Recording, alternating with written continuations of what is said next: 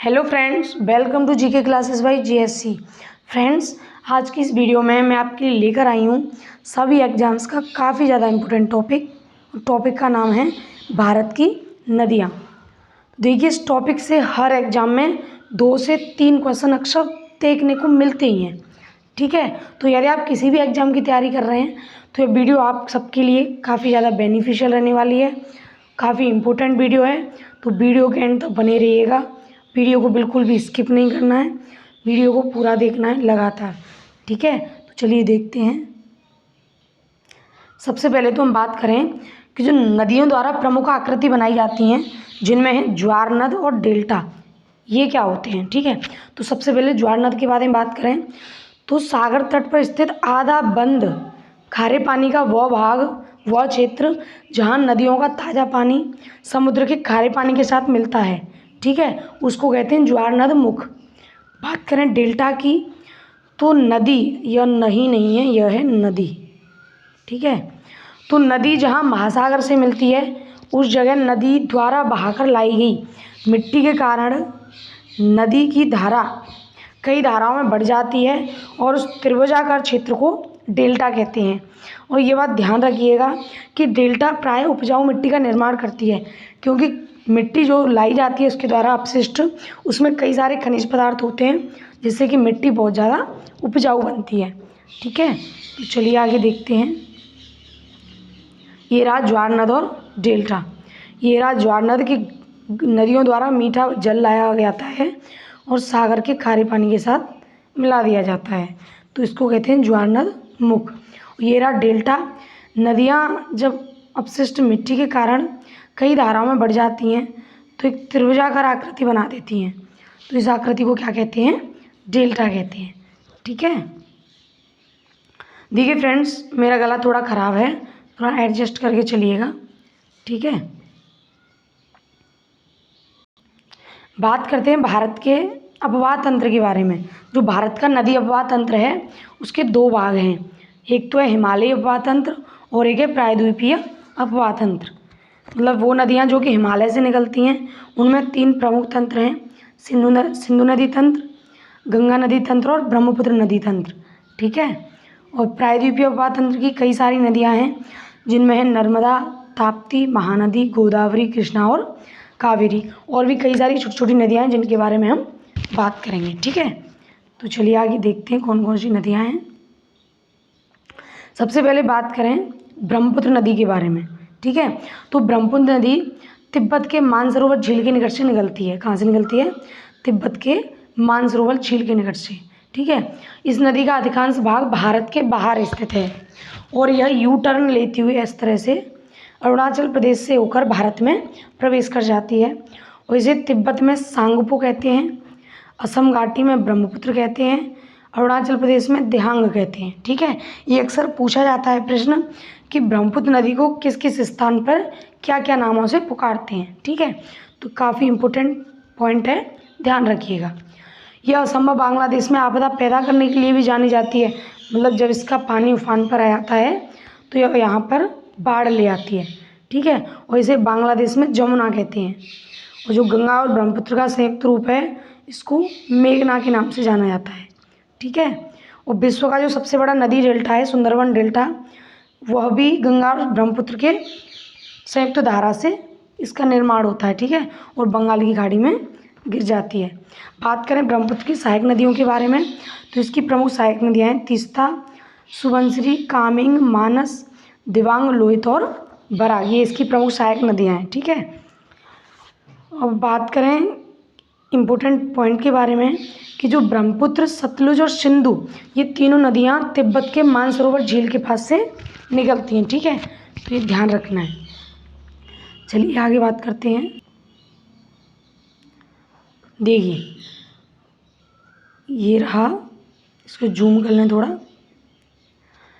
जब यहाँ पे ये है मानसरोवर झील के पास का वो स्थान जहाँ से ब्रह्मपुत्र नदी निकलती है और यह ऐसे भारत में यू टर्न लेती हुई अरुणाचल प्रदेश से प्रवेश कर जाती है और बांग्लादेश में जहाँ से जमुना कहते हैं, जो गंगा की धारा इसमें मिलती है तो इसको पद्मा कहते हैं और यह ऐसे बंगाल की खाड़ी में प्रवेश कर जाती है। ठीक है, ध्यान रखना है। करें सिंधु नदी के बारे में, तो सिंधु नदी 3 देशों से होकर बहती है। ठीक है, 3 देश कौन कौन से हैं?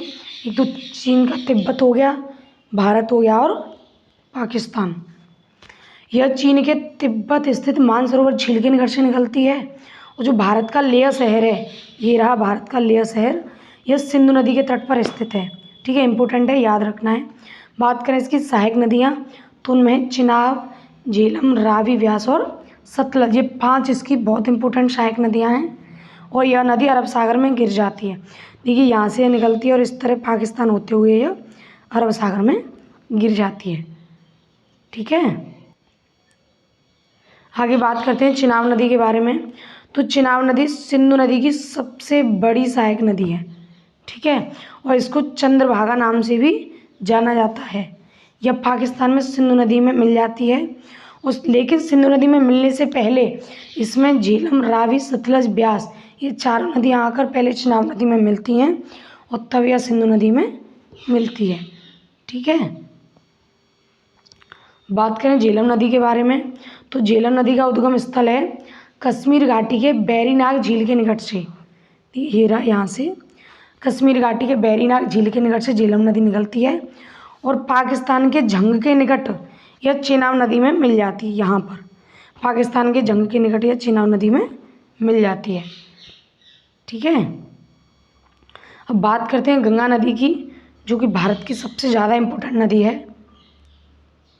चलिए, गंगा नदी भारत की सबसे लंबी नदी है और इसकी लंबाई कितनी है? 2525 किलोमीटर। और इसमें से यह 2071 किलोमीटर भारत में बहती है और बाकी की बांग्लादेश में बहती है। ठीक है, सतोपत हिमानी से निकली अलकनंदा और गौमुख से निकली भागीरथी नदी जब देवप्रयाग में मिलती हैं तब इसका संयुक्त रूप गंगा के नाम से जाना जाता है। मतलब गंगा किस किस का संयुक्त रूप है? अलकनंदा और भागीरथी का संयुक्त रूप गंगा जाना जाता है। ठीक है, और केदारनाथ मंदिर है वह मंदाकिनी नदी के तट पर स्थित है और बद्रीनाथ मंदिर अलकनंदा नदी के तट पर स्थित है। ठीक है, उत्तराखंड से निकली जो गंगा नदी है वह उत्तर प्रदेश, बिहार से होती हुई पश्चिम बंगाल तक बहती है। पश्चिम बंगाल के फरक्का बांध पर यह 2 धाराओं में बढ़ जाती है। और 2 धारा कौन सी हैं? हुगली और भागीरथी, जिनमें से मुख्य धारा है भागीरथी। ठीक है, बात करें कि जो मुख्य धारा आगे कौन सी चलती है? भागीरथी नदी बांग्लादेश में मुख्य धारा के रूप में प्रवेश करती है, जहाँ इसको पद्मा के नाम से जाना जाता है। और आगे चलकर पद्मा है वह बांग्लादेश में, जहाँ इसे जमुना कहते हैं, ब्रह्मपुत्र में मिल जाती है और इन दोनों का संयुक्त रूप मेघना कहलाता है। ठीक है, और यह बंगाल की खाड़ी में मिल जाती है। गंगा की प्रमुख सहायक नदियाँ हैं यमुना, कोसी, सोन, गोमती, दामोदर, घाघरा जिसको सरयू भी कहते हैं, गंडक और रामगंगा, ये इसकी प्रमुख सहायक नदियाँ हैं। ठीक है, देखिए इससे समझते हैं। गौमुख हिमानी से निकली भागीरथी और सतोपत हिमानी से निकली अलकनंदा। ठीक है, ये यहाँ पे देवप्रयाग में आके मिल जाती हैं और इनका संयुक्त रूप गंगा कहलाता है। ठीक है, और बात करें कि जो धौली गंगा है वह विष्णुप्रयाग में अलकनंदा से मिल जाती है और पिंडार धारा है वह कर्णप्रयाग में इससे आकर मिल जाती है और मंदाकिनी रुद्रप्रयाग में इससे आकर मिल जाती है और भागीरथी देवप्रयाग में मिलती है। ठीक है, तो ये पूछे जाने वाले प्रश्न हैं कि कौन सी धारा या किस जगह पर कौन सी धारा मिलती है। ठीक है, और बात करें गंगा, यमुना और एक सरस्वती नदी है, इन तीनों का जो संयुक्त रूप कहाँ पे होता है? वहाँ पे प्रयागराज में, जिसको कि हम इलाहाबाद कहते हैं। तो ये तीनों आकर प्रयागराज में मिल जाती हैं। ठीक है, बात करें यमुना नदी की, तो यमुना नदी गंगा की सबसे बड़ी सहायक नदी है। यह उत्तराखंड के बंदरपूछ पर स्थित यमुनोत्री हिमानी से निकलती है। ठीक है, और यमुना नदी कहाँ पे जाकर? प्रयागराज में जाकर, देखो ये रहा, प्रयागराज में जाकर गंगा नदी में मिल जाती है। और यमुना नदी का प्राचीन नाम है कालिंदी। और यमुना की सहायक नदी हैं चंबल, बेतवा, केन, ये इसकी प्रमुख सहायक नदियाँ हैं। ठीक है, आगे देखते हैं चंबल नदी के बारे में। तो चंबल नदी मध्य प्रदेश के इंदौर स्थित मऊ क्षेत्र के जनापा पर्वत से निकलती है और यह उत्तर प्रदेश के इटावा में यमुना नदी में मिल जाती है। देखो यहाँ पे इटावा में यमुना नदी में यह मिल जाती है और कहाँ से निकलती है? इंदौर के मऊ क्षेत्र से। ठीक है, बात करें आगे बेतवा नदी के बारे में।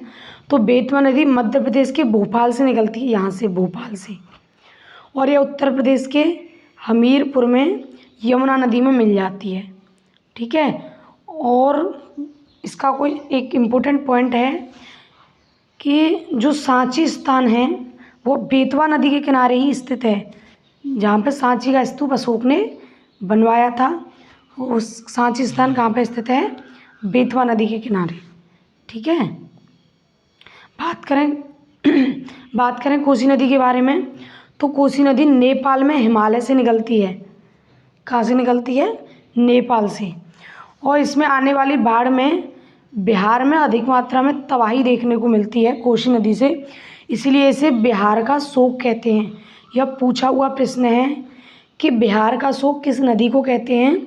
तो कोसी नदी को कहते हैं बिहार का शोक। ठीक है, चलिए आगे देखते हैं दामोदर नदी के बारे में।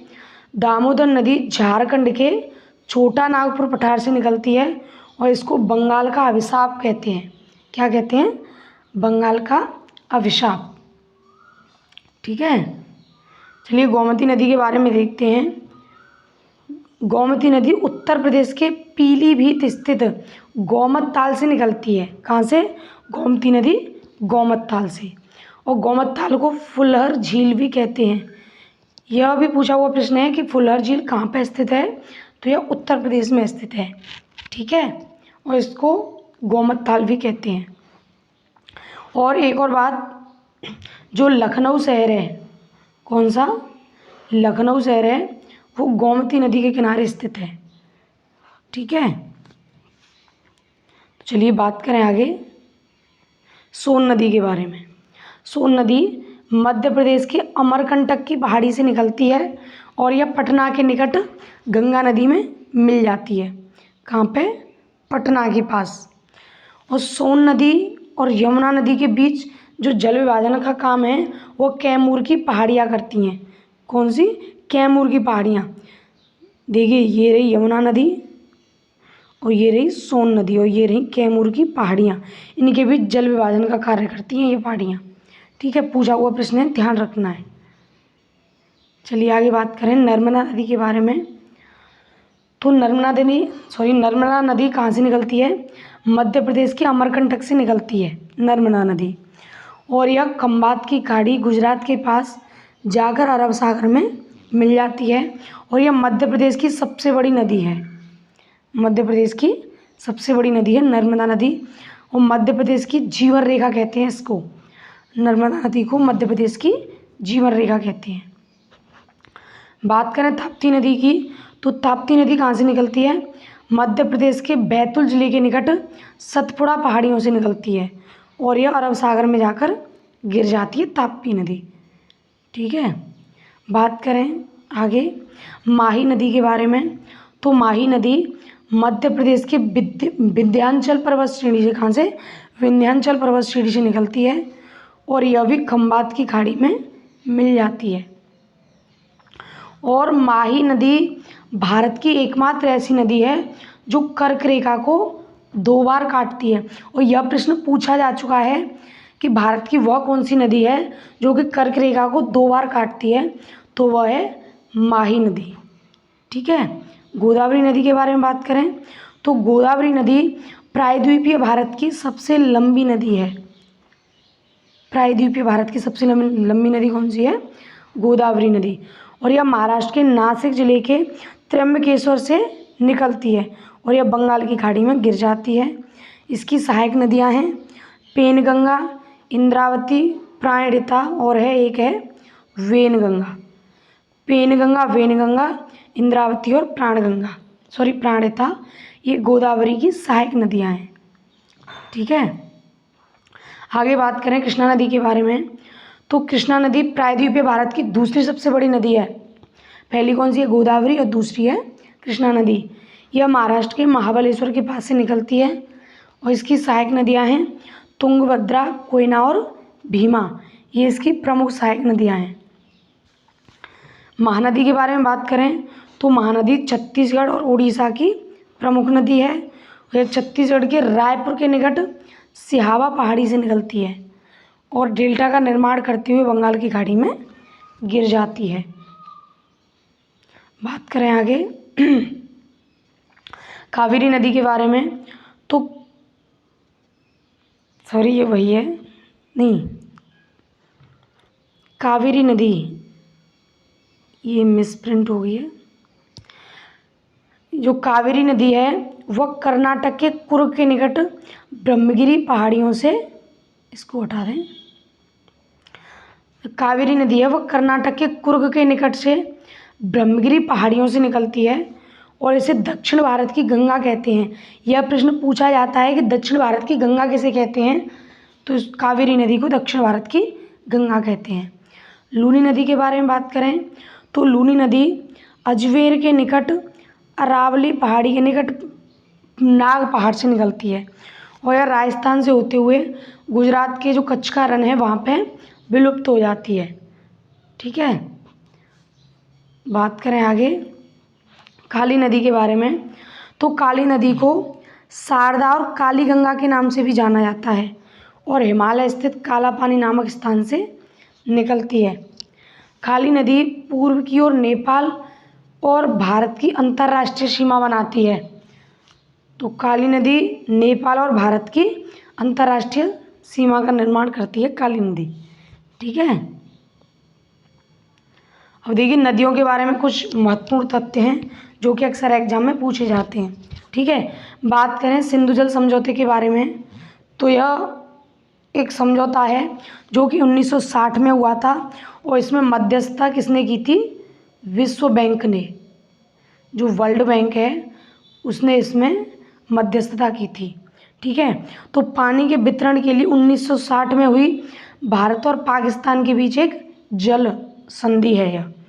इस समझौते के अनुसार जो तीनों पूर्वी नदियां हैं जिनमें व्यास, रावी और सतलुज, इनका नियंत्रण भारत को, मतलब जो व्यास, रावी और सतलुज है इनका 80% पानी तो भारत यूज करेगा और 20% पानी पाकिस्तान यूज करेगा। ठीक है, कौन कौन सी नदियों का? व्यास, रावी और सतलुज का। तथा जो तीन पश्चिमी नदियां हैं सिंधु, चेनाब और झेलम, उनका 80% पानी तो पाकिस्तान यूज करेगा और 20% पानी इंडिया यूज करेगा। ठीक है, तो इनका ज़्यादा नियंत्रण भारत पर है, मतलब इन पर ज़्यादा नियंत्रण भारत का है और इन तीनों पर ज़्यादा नियंत्रण पाकिस्तान का है। ठीक है, बात करें एक और इम्पोर्टेंट पॉइंट के बारे में कि गंगा नदी को 2008 में राष्ट्रीय नदी का दर्जा दिया गया था। गंगा नदी हमारी राष्ट्रीय नदी है ना, तो इसको 2008 में इसका दर्जा मिला था। और गंगा के किनारे बसा सबसे बड़ा शहर है कानपुर। ठीक है, और गंगा नदी का प्रवाह का क्रम क्या है कि सबसे पहले तो उत्तराखंड में, फिर बाद में उत्तर प्रदेश में, फिर बिहार में और फिर पश्चिम बंगाल में होते हुए बांग्लादेश से यह बंगाल की खाड़ी में गिर जाती है। ठीक है, और लोहित नदी को खून की नदी के नाम से जाना जाता है। पूछा हुआ प्रश्न इम्पोर्टेंट है कि किस नदी को खून की नदी के नाम से जाना जाता है, तो लोहित नदी को। ठीक है, आगे कि जो बराक नदी है मणिपुर की पहाड़ियों से निकलती है और ब्रह्मपुत्र नदी में जो विश्व का सबसे बड़ा नदी डेल्टा है माजुली, वह ब्रह्मपुत्र नदी में स्थित है असम में। ठीक है, और जो दक्षिण भारत की नदियां हैं प्राय वृक्षनुमा अपवाह तंत्र रखती हैं और प्रायद्वीपीय भारत की अरब सागर में गिरने वाली नदियां हैं नर्मदा, ताप्ती और माही। यह प्रायद्वीपीय भारत की अरब सागर में गिरने वाली नदियां हैं और बंगाल की खाड़ी में गिरने वाली नदियां हैं गोदावरी, कृष्णा और कावेरी और महानदी। ये तीन बंगाल की खाड़ी में गिरने वाली नदियां हैं 4, और यह अरब सागर में गिरने वाली नदियां। ये अक्सर पूछा हुआ प्रश्न होता है। 4 ऑप्शन दे दिए जाते हैं कि इनमें से कौन सी नदी अरब सागर में नहीं गिरती है या इनमें से कौन सी नदी अरब सागर में गिरती है या बंगाल की खाड़ी में गिरती है, तो ये ध्यान रखना है। ठीक है। जैसा कि अभी हमने बात की थी कि कावेरी को दक्षिण भारत की गंगा कहते हैं, ठीक है। तो ये था आज का हमारा टॉपिक भारत की नदियों के बारे में। अगर वीडियो पसंद आई हो तो वीडियो को लाइक करें, ज़्यादा से ज़्यादा वीडियो को शेयर करें और चैनल को सब्सक्राइब करें। और वीडियो कैसी लगी इसका फीडबैक कमेंट बॉक्स में ज़रूर दीजिएगा। वीडियो को पूरा देखना लास्ट तक। धन्यवाद।